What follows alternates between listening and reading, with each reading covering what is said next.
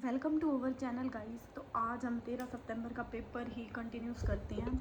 ठीक है, उस दिन पता नहीं क्या हो गया था, बीच में वीडियो रुक गई थी।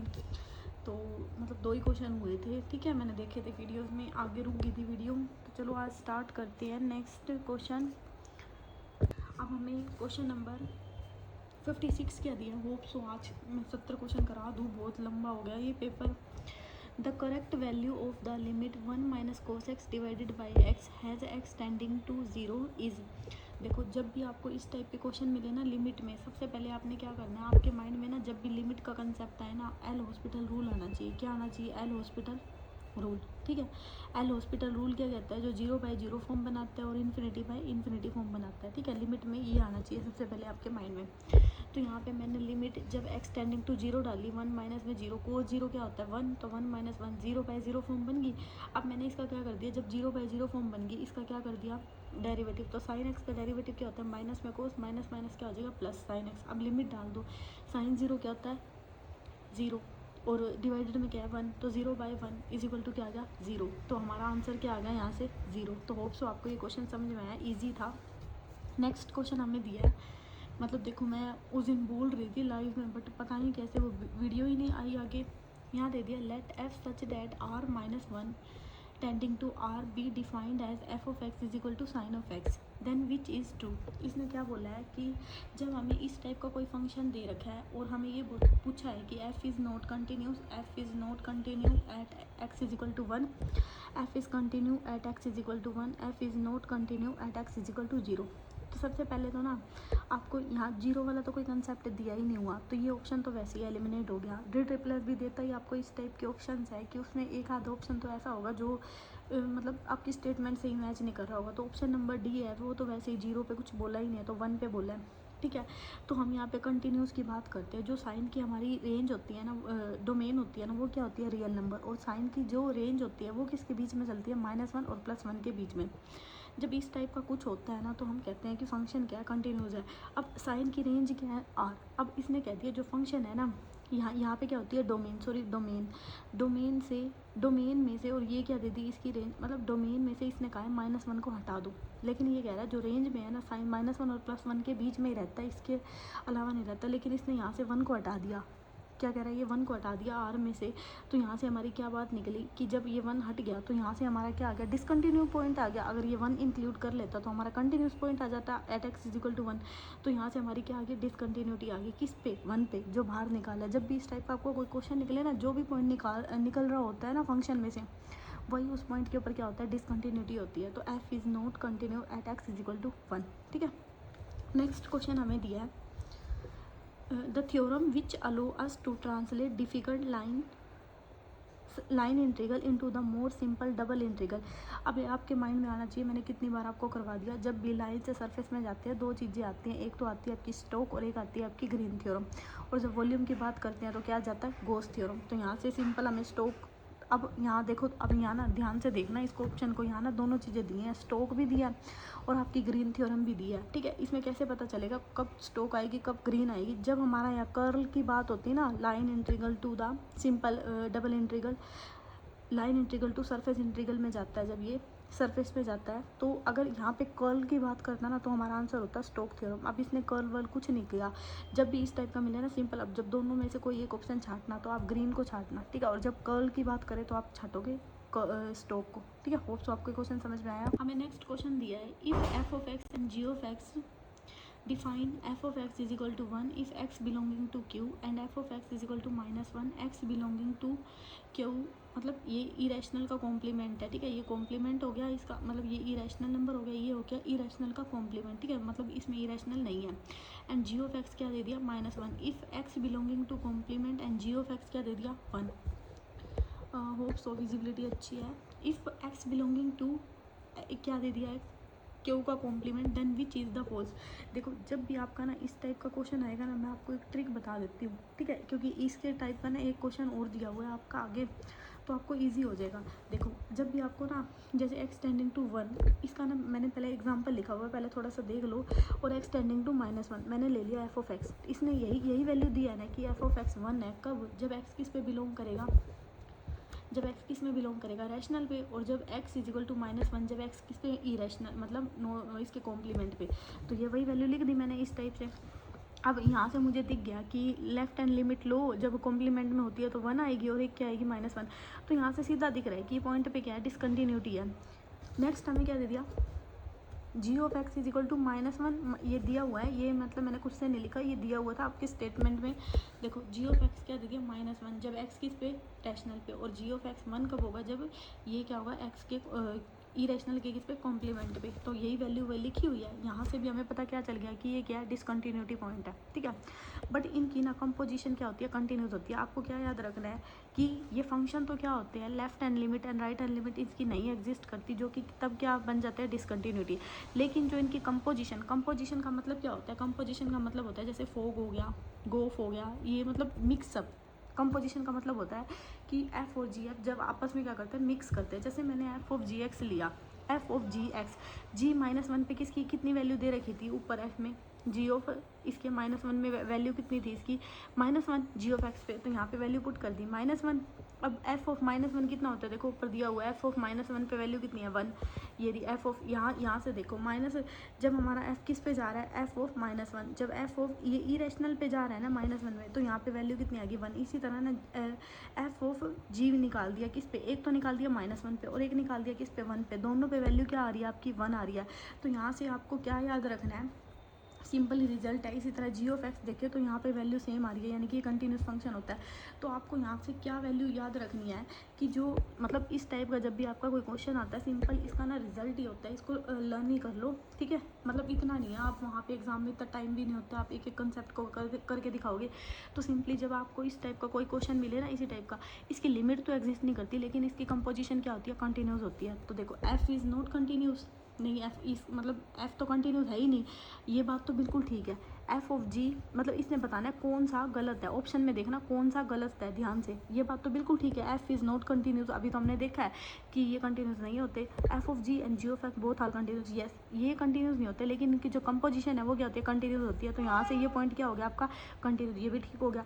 जी इज़ नॉट कंटिन्यूस, यस ये भी हम देख के हैं, जी भी कंटिन्यूस नहीं होता। F of G is not continuous, इसने क्या जो इसकी कंपोजिशन है ये कंटिन्यूस नहीं होती यार, कंपोजिशन तो कंटिन्यूस होती है, अभी हमने देखी है। तो इस टाइप के क्वेश्चन में आपको क्या याद रखना है, जब भी आपको इस टाइप का क्वेश्चन मिलेगा ऐसे, ठीक है, सिंपली करके नहीं देखना, बस ये याद रखना इनकी लिमिट एग्जिस्ट नहीं करती, यानी कि लिमिट पे क्या होता है, डिसकंटिन्यूटी होती है, और इनकी कंपोजिशन पे क्या होते हैं, कंटिन्यूस होते हैं। बस सिंपली रिजल्ट है, यही बात याद रखना और कुछ नहीं है ऐसे।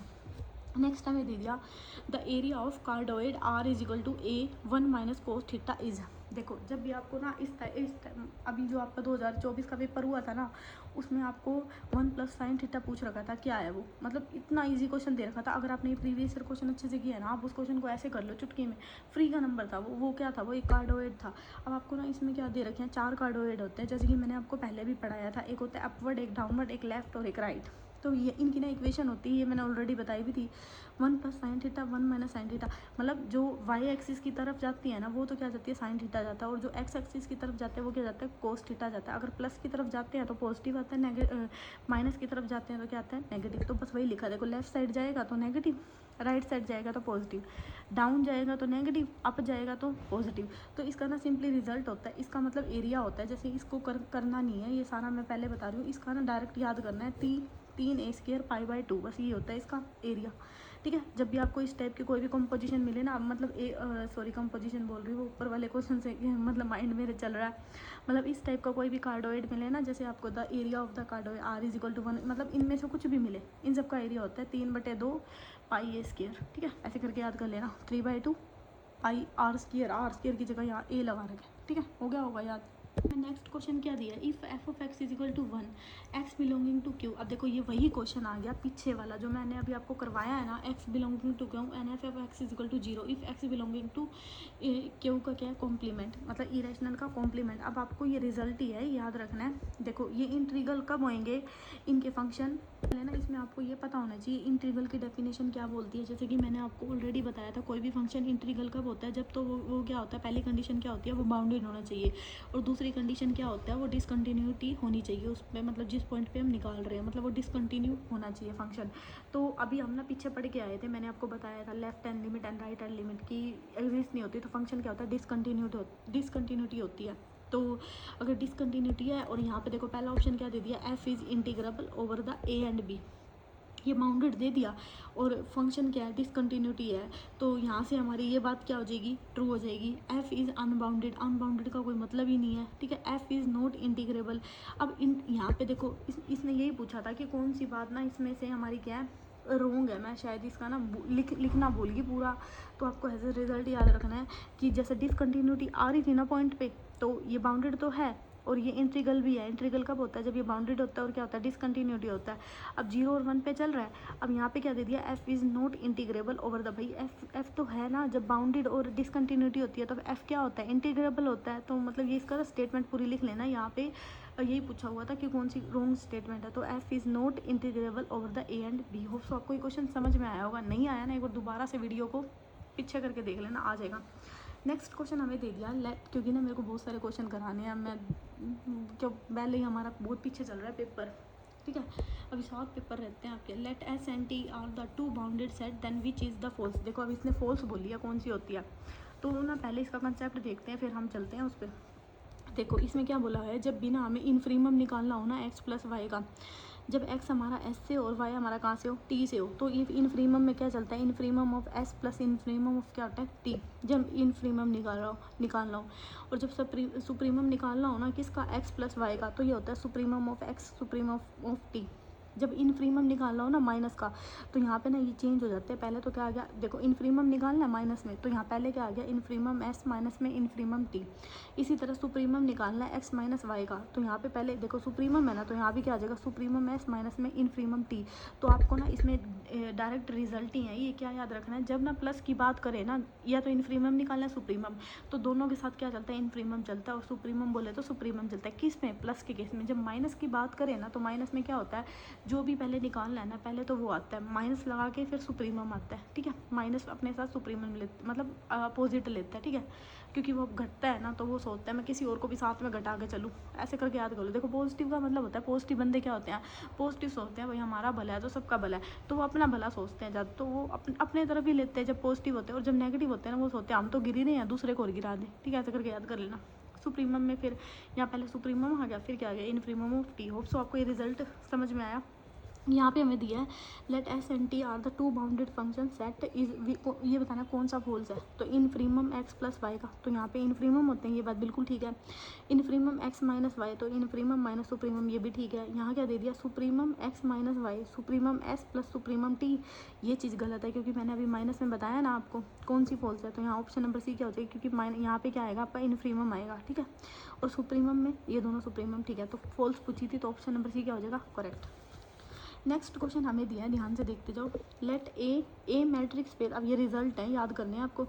ए metric space is compact if every open cover of X has, तो जब भी हमारी मैट्रिक्स से, ये याद करने हैं आपको, मैं पहले बता रही हूँ, कॉम्पैक्ट होती है ना, कॉम्पैक्ट होती है तो क्या होती है, बाउंडेड होती है, क्लोज होती है, ये बात आनी चाहिए आपके माइंड में, तो वो क्या होती है, फाइनाइट सब कवर, ठीक है, ये रिजल्ट है, इसको याद कर लेना। नेक्स्ट क्वेश्चन है लेट एफ सच डैट 0 और 1 belonging to R such that F of X is equal to 1/n if x is equal to 1/n and f of x is equal to 0 otherwise then which is true। इसने कहा कौन सा true होगा। देखो ये ना simply result होता है, आपको याद भी रखना है कि for x is greater epsilon greater than 0, तो एक ना n इस तरीके से डिफाइन होता है कि 1/n लेस देन एप्सिलॉन होता है ना, तो f क्या होता है, इंटीग्रेबल होता है। तो आपको ना सिंपली बस ये याद रख लेना, जब भी आपको ना f of x is equal to 1/n है ना, कैसे भी करके भाई याद रखनी है। अब इसमें कोई ना हिट एंड ट्रायल तो नहीं है कि मैं तुम आपको एक गोली दे दूँ भाई याद कर लो, ठीक है, ऐसा कुछ नहीं है। अब रट्टा मारना पड़ेगा तो मारना पड़ेगा। ग्रेजुएशन में भी तो इतनी सारी थ्योरम होती थी, याद करते थे, बस उसी को सोच के, बस ये है कि ये सोचो कि हमने लास्ट टाइम पढ़ना है, याद कर लो, कुछ नहीं होता। जब एफ ऑफ एक्स आपका 1/n x belonging to 1/n हो जाए ना, तो एफ हमारा क्या होता है, इंटीग्रेबल, ठीक है। आप ये सोच के पढ़ो कि हमारा लास्ट एग्ज़ाम है, मान लो आपका एग्ज़ाम लग जाए नौकरी, तो भाई इतनी अच्छी सैलरी एंड इतनी अच्छी जॉब है टीचिंग की BBB में TGT मैथ्स की, यू कांट बिलीव, ठीक है, कि आपको इसके बाद आपकी लाइफ पूरी सेट हो जाएगी। तो ये सोच के पढ़ लो, ठीक है। अगर किसी का मन नहीं भी कर रहा तो बस ये सोच के पढ़ो कि हमारा लास्ट एग्ज़ाम है, अगर ये एग्ज़ाम निकल गया ना भाई हमारी लाइफ सेट हो जानी है, ये सोच के पढ़ते जाओ चुपचाप। नेक्स्ट हमें दिया है radius of convergent of the power series. ये रेडियस ऑफ कन्वर्जन मैंने आपको करवाया और मैं इसको अलग भी कंसेप्ट कराऊंगी। अभी एक बार पेपर कंप्लीट हो जाए सारे। इसमें आपको क्या करना होता है कि आपको ना ए एन फाइंड करना होता है। तो यह इससे तो कोई मतलब नहीं होता। ए एन आपका क्या हो गया, सिंपली एन हो गया। तो एन ए एन मतलब ए एन की वैल्यू यहाँ से कितनी आ गई, एन आ गई। ये मैं दोबारा भी करवा दूँगी, एक बार बस यहाँ से देख लो। ए एन फाइंड करना होता है, वैसे मैंने करवाया हुआ है बहुत अच्छे से, दोबारा फिर करवा दूँगी।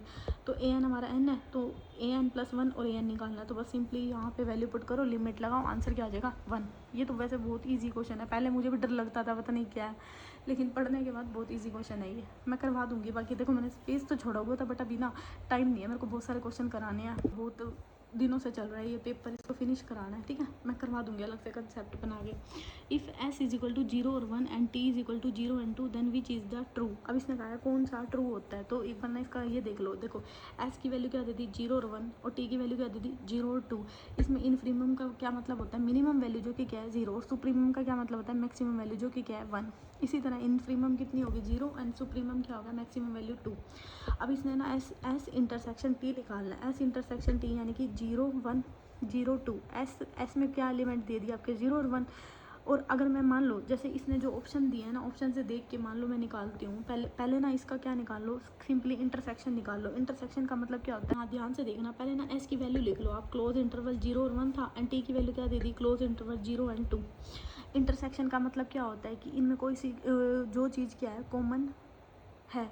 तो इसमें क्या कॉमन है आपको, देखो अगर मैं 0 और 2 देखूँ तो इसमें 0 1 एंड 2 ये तीनों इंटरवल में चलेंगे, एंड यहाँ पे क्या चल रहा है 0 और 1। तो यहाँ पे मेरा जो इंटरसेक्शन आ जाएगा वो क्या आ जाएगा, क्लोज इंटरवल 0 एंड 1। यहाँ पे क्लोज इंटरवल आएगा, ठीक है, 0 एंड 1, ठीक है, यहाँ तक समझ में आया। इसी तरह अगर मान लो मैं इनका इनफ्रीमम निकालती हूँ, इनफ्रीमम इसका इंटरसेक्शन, इनफ्रीमम यानी कि पहली वैल्यू, और सुप्रीमम क्या आ जाएगी दूसरी वैल्यू यानी कि 1। इसी तरह मैंने मिनिमम निकाल दिया, supremum of S and supremum of T. मैंने पता ही क्यों निकाल रही हूँ, मैंने ऑप्शन देखे थे, ठीक है, ऑप्शन में इस टाइप के लिखे हुए थे, तो मैंने ऑप्शन देख के देखा कि यहाँ पे सुप्रीमम निकाला। अब देखो सुप्रीमम का मतलब होता है मैक्सिमम वैल्यू, इनफ्रीमम का क्या मतलब होता है मिनिमम वैल्यू। बस आपको ना यहाँ पे क्वेश्चन दिया हुआ है, सिंपली आपको इसमें यूज़ करना है इसका, और कुछ नहीं करना, ठीक है। इतना तो समझ रहे हो, जैसे 9th क्लास में इक्वेशन दी होती है उसका यूज़ करते हैं, तो बस यहाँ पे भी ना आपको इसका यूज़ करना है और कुछ भी नहीं करना। तो मैंने इसी का यूज़ किया है यहाँ पे। अब मैंने क्या निकाल दिया, इन दोनों का मिनिमम निकाल दिया। मिनिमम क्या आ गया, supremum of S and supremum of T. इन दोनों का मिनिमम क्या आ जाएगा, देखो ये इसका सुप्रीमम ऑफ एस क्या निकला आपका, यहाँ देखो supremum of S 1 and supremum of T का सुप्रीमम कितना है 2, तो वही लिख दिया 1 एंड 2। इनका मिनिमम पॉइंट क्या है 1। तो बस ऑप्शन में मैच कर लेना कौन सा ऑप्शन ट्रू है। जैसे यहाँ पे देखो minimum of supremum of T S and T. अब एस एंड टी का मिनिमम कितना आया 1 आया, ये तो क्या हो गया पहला, वैसे ही गलत, ट्रू पूछा है। Infimum S intersection T, infimum क्या है, एस इंटरसेक्शन टी क्या है 0 is equal to minimum supremum of S and supremum of T, जो कि कितना आया 1, यानी कि ये तो 0 आया, ये 1 आया, ये नॉट इक्वल है, तो ये बात भी क्या होगी गलत। अब minimum supremum of S and T 0 आया, कोई भाई 1 आया है, तो इसलिए ये ऑप्शन भी क्या हो गया गलत। तो यहाँ से ऑप्शन नंबर डी बचा, वो क्या हो जाएगा हमारा करेक्ट, ठीक है। नेक्स्ट हमें दे दिया a bounded function f on close interval a and b said to be the Riemann integral if। देखो मैंने आपको ना ये क्या दे दिया, डेफिनेशन दे दी, ठीक है। मैंने पढ़ाया भी आपको Riemann इंटीग्रल, आई थिंक नहीं पढ़ाया अभी मैंने आपको, शायद नहीं पढ़ाया। लेकिन देखो Riemann इंटीग्रल क्या होता है, Riemann इंटीग्रल वो होता है जिसमें अपर एंड लोअर इंटीग्रल क्या होता है, दोनों इक्वल होते हैं। जब ये कंडीशन होल्ड होती है ना, तो हम किसी भी फंक्शन को क्या कहते हैं, वो क्या है Riemann इंटीग्रल। तो बस इसमें डेफिनेशन थी, जब अपर और लोअर क्या होते हैं इक्वल होते हैं, ठीक है। नेक्स्ट हमें दे दिया dash is one of the principal of topological property that are use to distinguish topological space. तो इसको बोलते हैं कनेक्टेडनेस, ठीक है। ये रट्टा मार लेना, याद कर लेना, पहले बता रही हूँ भाई मैट्रिक्स स्पेस में से आया हुआ उठा के डेफिनेशन मैं कैसे याद करवाऊँगी, इसको याद कर लेना, ठीक है। क्वेश्चन हमें दिया है the value of the integral e की power minus x d x is where 0 is a lower limit, infinity is upper limit. इसने क्या कह दिया, 0 लोअर लिमिट है, इन्फिनिटी क्या दे दिया अपर लिमिट, ई की पावर माइनस ये क्या दे दिया। जब भी आपका इस टाइप का कोई फंक्शन होता है, उस फंक्शन को हम क्या बोलते हैं इम्प्रॉपर। इम्प्रॉपर क्या होता है, या तो देखो नीचे वाली अपर लिमिट आपकी इन्फिनिटी हो या लोअर लिमिट इन्फिनिटी हो, या दोनों के दोनों क्या होती है इन्फिनिटी होती है। तो जब हमें इस टाइप का कोई भी फंक्शन मिलता है हम उसको क्या बोलते हैं इम्प्रॉपर। तो इसमें क्या करते हैं हम टी को क्या टेंड करते हैं इन्फिनिटी, तो 0 से टी इस फंक्शन का क्या कर दो इंटीग्रेशन कर दो डायरेक्ट, तो यहाँ से आपका आंसर क्या आ जाएगा 1। तो भाई होप सो आपको यहाँ तक 70 क्वेश्चन हो गए हैं, ठीक है। मेरी कल की भी कोशिश रहेगी मैं आपको क्लास प्रोवाइड करवाऊँ। सो अभी के लिए इतना ही, मिलते हैं कल। So thank you so much for watching my video.